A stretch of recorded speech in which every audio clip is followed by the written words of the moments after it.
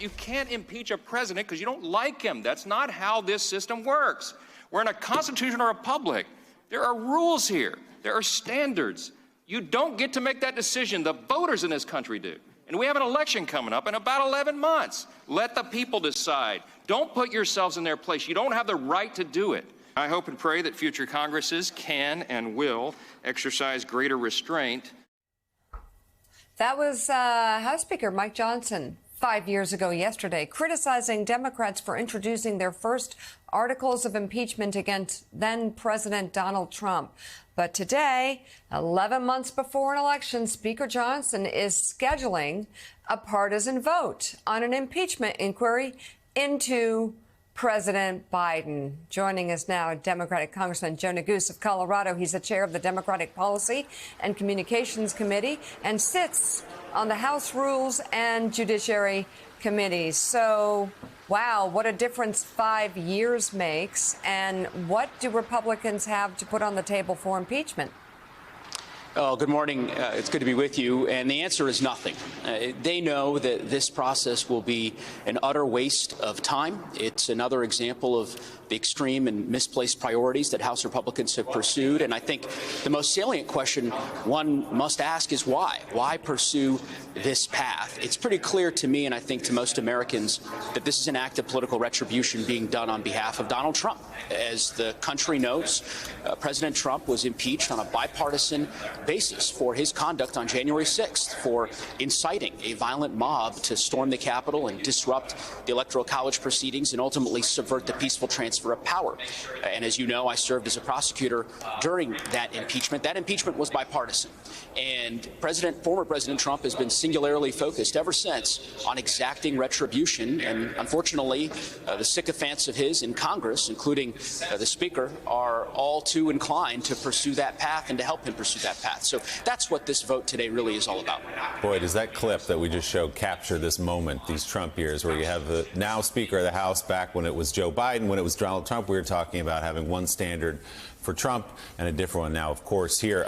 Chairman Cole of this committee says we are here to determine a process, now not an outcome. So effectively, as you know, Congressman, what Republicans are saying, we're just asking questions. We just want to open it up and see if there's anything here, as they continue to say, across committees, including the Oversight Committee. There's a lot of smoke here. We just want to see if there's some fire. What do you make of that argument?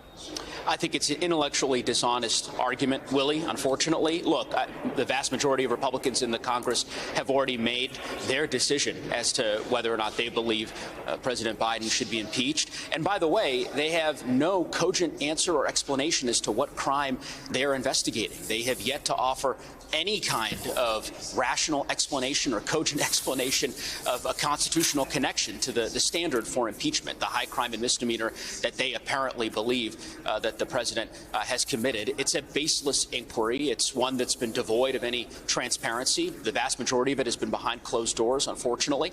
So, again, I think this is symptomatic of the way in which Republicans have pursued their power here in Washington over the course of the last 11 and a half months. And it's a shame because there are real challenges facing the country that we ought to be working together to address. Congressman Neguse Sharpton here.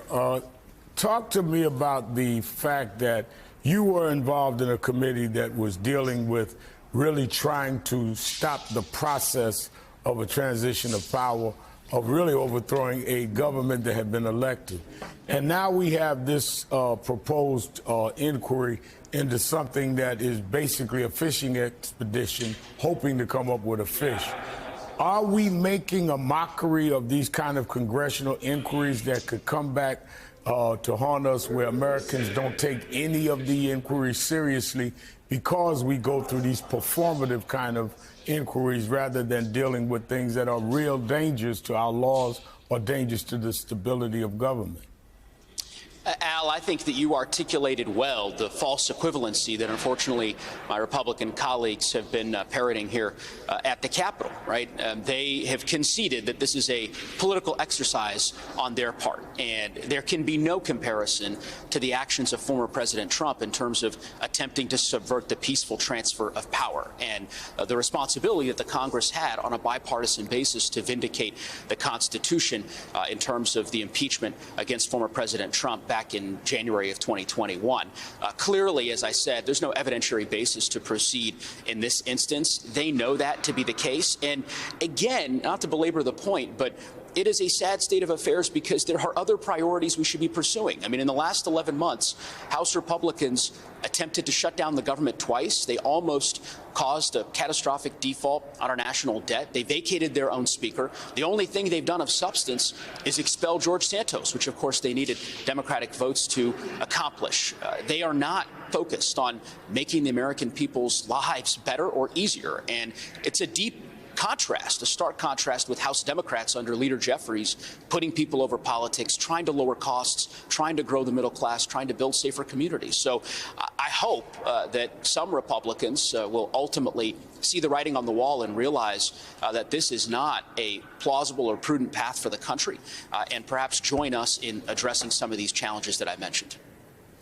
Democratic Congressman Joe Neguse of Colorado, thank you very much for coming on this morning. We appreciate it.